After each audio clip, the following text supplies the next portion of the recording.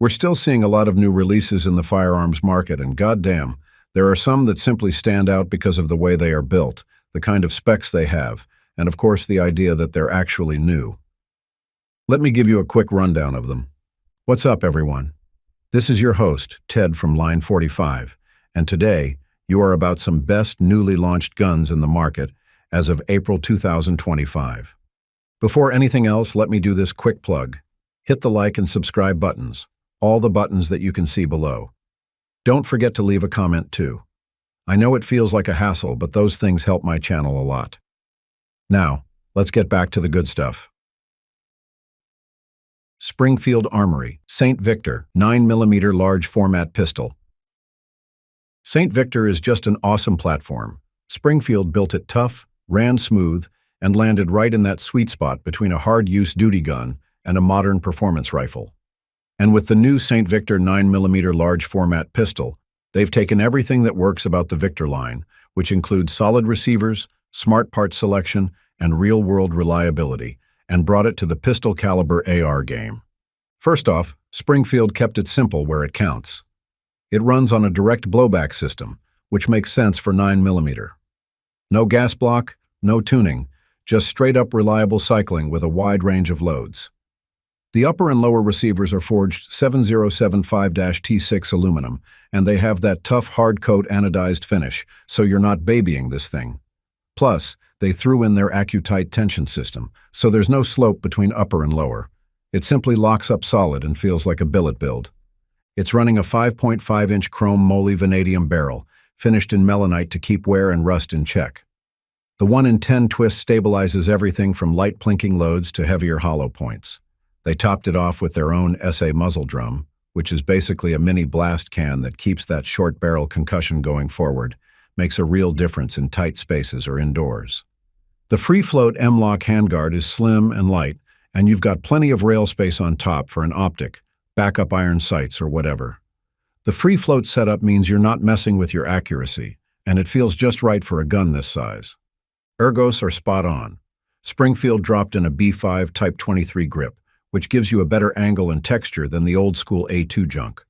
It's paired with the SB Tactical SBA3 brace, which is adjustable, lightweight, and has a built-in QD mount for slings.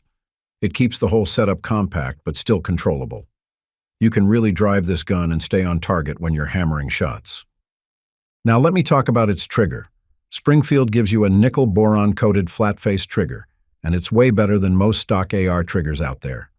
The break is clean, the reset's short, and it feels consistent every time. It's not some gritty mil-spec mess, as you can actually shoot fast and accurately with it. The 45-degree ambidextrous safety selector is smooth and fast too, which is a big plus for lefties or anyone doing offhand drills. Mags are good to go. These are 32-round Colt-style mags, so parts and spares are everywhere. I've run both OEM and aftermarket mags through mine and had zero issues. The magwell has a little bit of flair to help with reloads, but it's not oversized or bulky. As for weight and size, you're looking at around 5 pounds, 12 ounces, and it measures 20 to 22.5 inches, depending on how you've got the brace set. It shoulders quickly and moves easily around corners or vehicles. It's just plain maneuverable.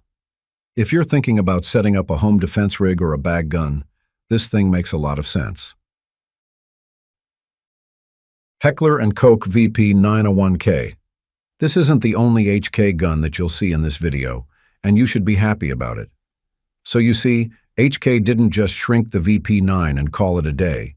They went back to the drawing board and purpose-built the VP9A1K to be a compact, carry-ready version with all the precision and quality HK is known for.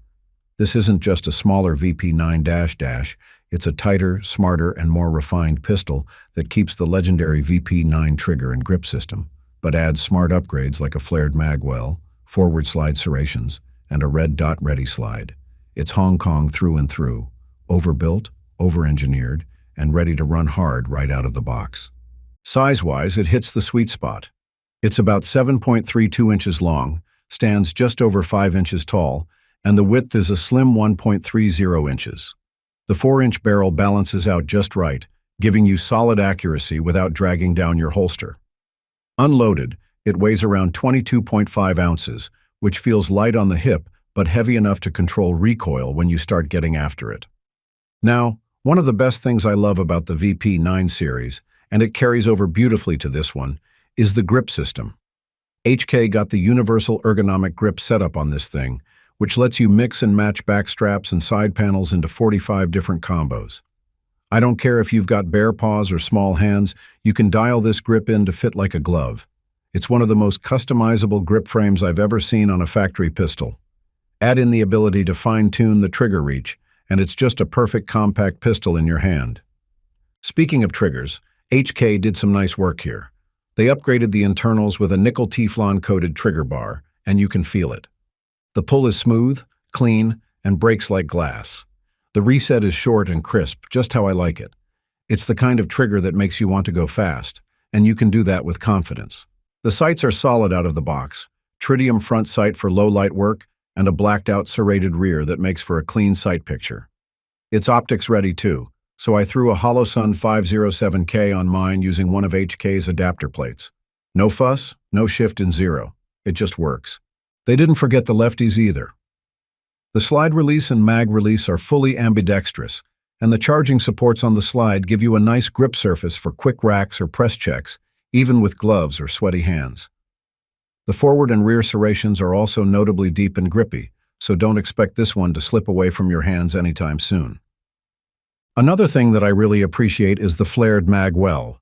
Reloads are fast and clean, and if you're running drills, that's a feature that really stands out.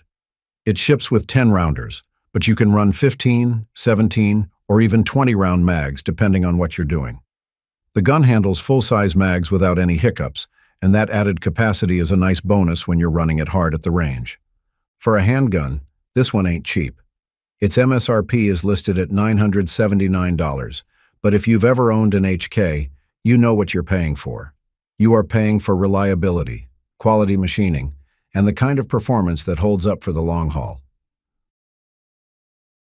Smith & Wesson M&P FPC 10mm.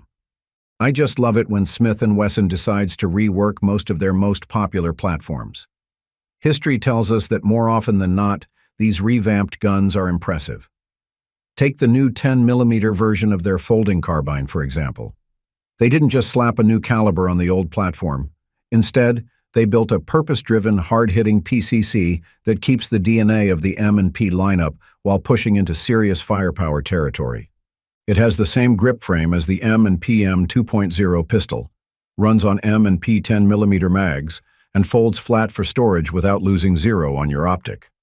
It's like they took everything people liked about the original 9mm FPC, beefed it up, added smart upgrades, and turned it into one of the most versatile truck guns or backpack carbines you can get your hands on in 2025. The first thing you notice is how well it's built. Unfolded, it stretches out to about 30.6 inches, but the real magic happens when you fold it. Shrinks down to 16.5 inches, and that's with the barrel still tucked in. It folds sideways, not up or around the optic rail, so your optic stays zeroed no matter how many times you stow or deploy it.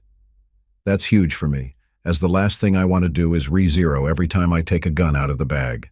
The barrel is 16.25 inches, threaded 9/16 by 24, which is perfect for dropping a compensator or suppressor on. The weight's right around 5.7 pounds, so it's easy to handle, even when loaded out with a red dot and light. It's light enough to carry all day, but still solid enough to soak up that 10mm recoil. And yeah, it got a little thump to it. But Smith & Wesson didn't leave us hanging there. They built in a recoil buffer system with tungsten weights and a urethane bumper in the back to help take the edge off. For a blowback gun running 10mm, it's surprisingly tame. The controls feel familiar if you've ever run an M&P pistol. It uses the same grip module as the M&P M 2.0 series, so it has a textured grip and interchangeable back straps, which I love. Makes it really easy to get a custom fit no matter what your hand size is. Plus, the flat-face trigger is clean, and there's nothing spongy about it. It breaks crisp and resets fast, which makes shooting tight strings a breeze. They nailed the mag setup too. The gun ships with 3 15-round M&P 10mm mags, and 2 of them stash right into the buttstock. That's a slick feature, as not only does it help with weight distribution, but it also means you've always got reloads right where you need them. The mag release is extended and reversible, which is nice for both lefties and for running faster mag changes without shifting your grip. There's a Picatinny rail up top, so slapping on a red dot is easy, and you've got M-lock slots on the handguard if you want to run a light vertical grip or whatever else you've got in the bin. It's a super modular setup. Add a sling using the built-in QD points and it's ready for truck duty, home defense, or just tearing up steel at the range. Heckler & Koch G3622LR. When HK drops something new with G36 on the side, you know it's not going to be half-baked, and the G3622LR trainer rifle is no exception. This isn't just some look-alike rimfire built to cash in on a name. It's a legit rimfire version of the iconic G36, built to HK's standards with the same control layout, folding stock, and rugged polymer design that made the original famous in military circles. It runs like a proper rifle, feels like the real thing, and actually holds up under serious use, something you don't see often in the rimfire world. Let's start with the basics. The size is legit. It got that full G36 profile but scaled down to run cheap .22 ammo.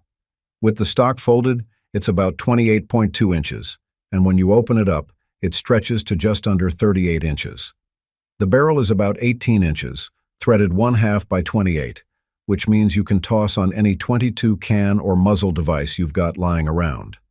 The whole gun weighs around 5.5 pounds, so it's light, quick to shoulder, and easy to run all day without fatigue, especially if you're teaching someone to shoot or just doing mag dumps at the range.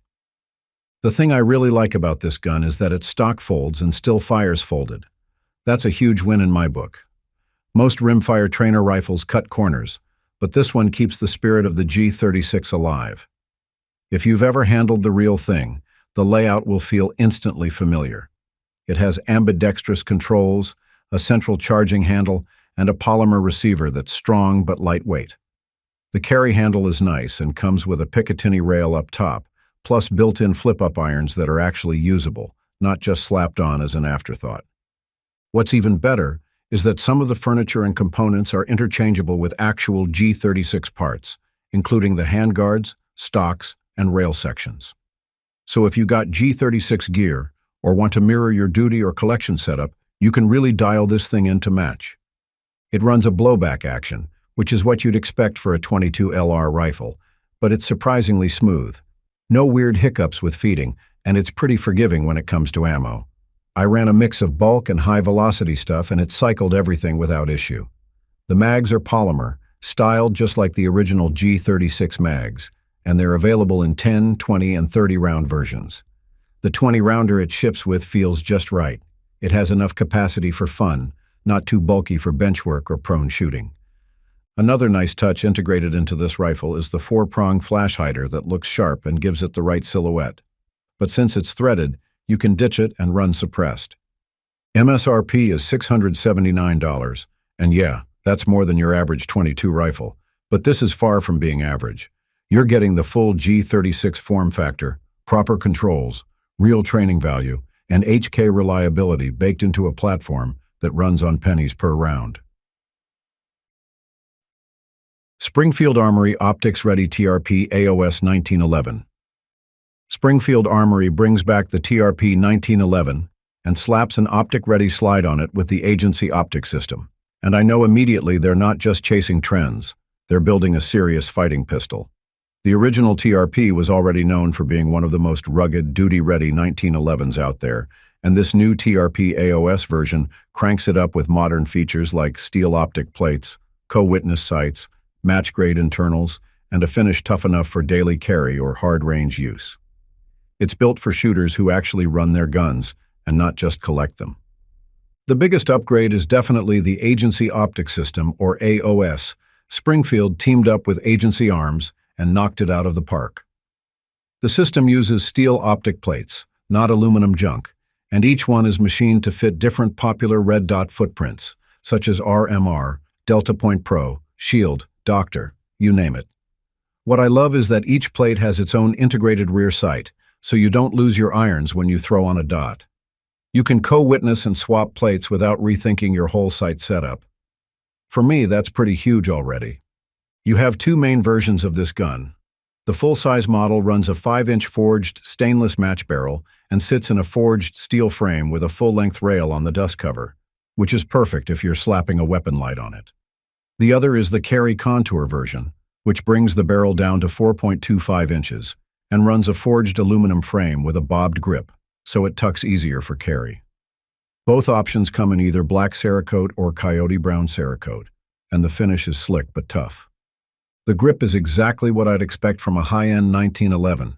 It has 20 LPI checkering on the front strap and mainspring housing, paired with G10VZ Hydra grips that dig into your hand just enough to lock in without tearing you up on long-range day. Slide serrations are solid front and back, and there are even top serrations to kill glare if you're running irons in the sun. The details are just dialed in. And the trigger is something that I can say that Springfield nailed. It's their Gen 2 speed trigger, and mine breaks clean at just over 4 pounds with almost no take-up and a short, audible reset. This ain't your mushy mil-spec trigger. This thing runs like a race gun but still keeps that solid, predictable feel you want in a defensive pistol. Controls are all there. We got ambidextrous thumb safety, nicely shaped beaver tail with memory bump, and a slide stop that's easy to ride but doesn't get in the way. Now, how does it shoot? Well, it's a goddamn laser. That match-grade barrel, tight slide-to-frame fit, and solid trigger all come together.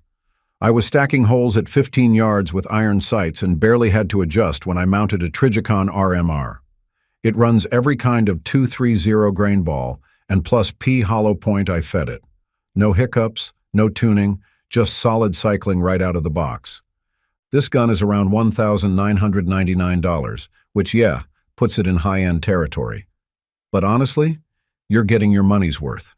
You don't need to send this gun to a custom shop.